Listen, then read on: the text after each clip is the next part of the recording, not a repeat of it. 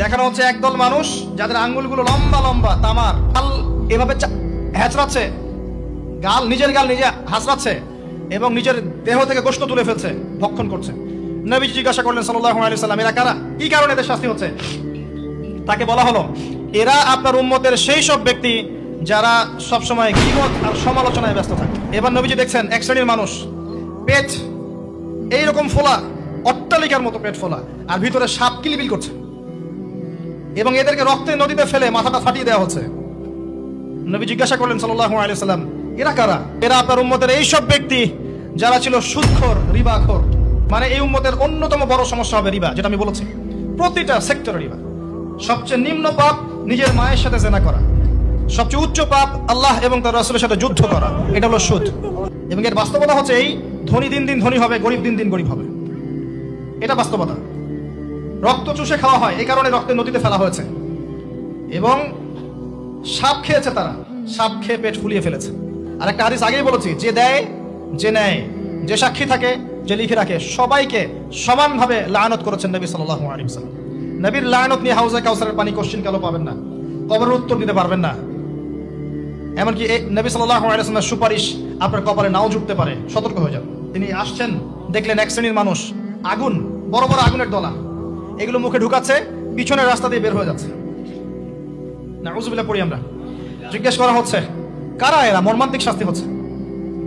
নবী সাল্লাল্লাহু আলাইহি ওয়াসাল্লামকে বলা হলো, এরা আপনার উম্মতের সেই সব ব্যক্তি, listen to me very carefully, এরা আপনার উম্মতের সেই সব ব্যক্তি যারা ইতিমদের মাল আত্মসাৎ করে খেত। ইতিমের মাল আত্মসাৎ করলে যদি এই শাস্তি হয়, জনগণের মাল আত্মসাৎ করলে কি হতে পারে চিন্তা করে দেখেন। এটা মানুষের হক, আল্লাহর কাছে ক্ষমা পাওয়া যাবে না, মানুষকে দিতে হবে। আরো এগিয়ে আসলেন, তিনি দেখছেন, এবার বলতে গিয়ে আমার বুক কাঁপছে, দেখলেন এক শ্রেণীর মানুষ জিহ্বাগুলোকে টানা হচ্ছে, আগুনের কেচি দিয়ে কেটে দেওয়া হচ্ছে, আবার জিহ্বা জোড়া লাগছে, আবার কেটে দেওয়া হচ্ছে, চলতে আছে অনবরত, কন্টিনিউয়াসলি। আল্লাহর কাছে কায়মন বাক্যে দোয়া করি, এই সময় দোয়া কবুল হয়। আল্লাহ পাক যেন দোয়া আমাদের কবুল করেন, আল্লাহ পাক যেন আমাকে এবং আপনাদেরকে এদের অন্তর্ভুক্ত না করেন। জিজ্ঞেস করা হলো, এরা কারা? নবী সাল্লাল্লাহু আলাইহি ওয়াসাল্লামকে বলা হচ্ছে, এরা আপনার উম্মতের সেই সব ব্যক্তি যারা ছিল বক্তা, ওয়াইজ, যারা অনেক বক্তব্য করতো, নিজে আমল করতো না। আর এই মহামারী আমাদের মধ্যে ছড়িয়ে পড়েছে, কোনো সন্দেহ নাই। যদি না পড়তো তাহলে আমাদের কথায় মানুষের জীবন পরিবর্তিত হতো। খুব কম দেখা যায় যে আমাদের কথাগুলো আপনাদের কলবে তাসির হচ্ছে। তাসির তখন হবে যখন আমার মধ্যে আমলটা থাকবে। জানা অনুযায়ী আমল না থাকলে এই অবস্থা হবে। আল্লাহ পাক আমাদেরকে হেফাজত করুন, আল্লাহ পাক আমাকে এবং আপনাদের সবাইকে হেফাজত করুন, আমিন। আরো এগিয়ে আসলেন, দেখা গেল এক শ্রেণীর মানুষ, যুবকরা খুব ভালো করে শোনেন এবং বিবাহিতরাও শোনেন, সামনে রাখা আছে ভালো গোশত, বাম দিকে রাখা আছে পচা গোশত, গন্ধ বের হচ্ছে। তারা এই পচা গোশত তুলে তুলে খাচ্ছে, গোগ্রাসে খাচ্ছে, ভালো গোশতের দিকে ভ্রুক্ষেপও করছে না। অবাক হয়ে নবী সাল্লাল্লাহু আলাইহি ওয়াসাল্লাম জিজ্ঞাসা করছেন, এরা কারা?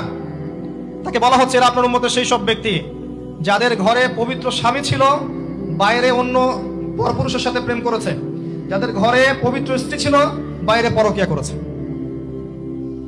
আর এখন যত মিডিয়া আছে দেখবেন, সিরিয়াল, মুভি, জাবি জাবি, এরা পরকিয়া শিখায়, জেনা এবং পরকিয়া শিখায়। খেয়াল করে দেখবেন, একটা ছেলে মেয়ের অবাধ মেলামেশা, হারাম মেলামেশাকে এমন ভাবে উপস্থাপন করা হয়, মনে হয় এটা একটা পবিত্র ইবাদত মনে হয়, এবং বোঝানো হয় যে প্রেম তো পবিত্র, পবিত্র প্রেমে কি সমস্যা? আরে প্রেম পবিত্র তখন যখন আমি আমার স্ত্রীর সাথে প্রেম করব। গোশত খাচ্ছে, পচা গোশত। আর একটা বলি, ঠিক এরপরে নবী সাল্লাল্লাহু আলাইহি ওয়াসাল্লাম দেখলেন একটা চুলা দেখলেন, চুলার নিচের দিকটা হচ্ছে প্রশস্ত, মাথাটা সংকীর্ণ, এরকম মানে তন্দুর রুটি ভাজে, দেখেছেন রুটি যে ভিতরে দেয় একটা এরকম গোল চুলা থাকে, সামথিং লাইক দ্যাট।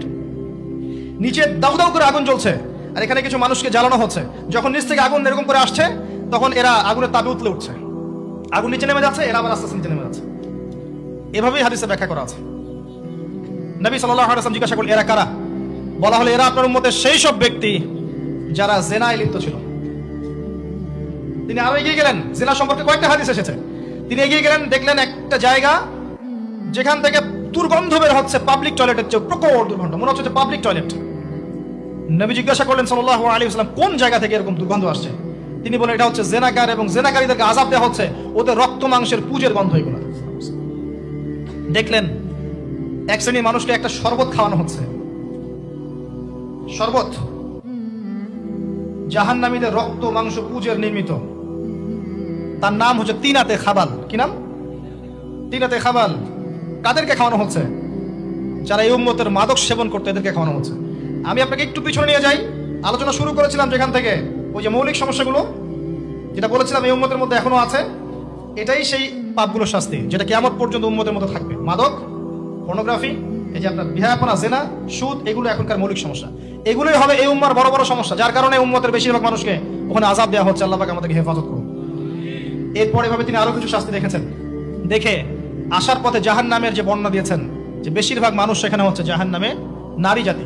কি কারণে তারা বেশিরভাগ জাহান্নামে যাবে? লানত করার কারণে, অভিশাপ দেওয়ার কারণে, স্বামীর অকৃতজ্ঞ হওয়ার কারণে। সারা জীবন স্বামী করে যাবে, একদিন ঝগড়া লাগলে বলবে সারা জীবন তোমার কাছে কোনো ভালো ব্যবহার পেলাম না।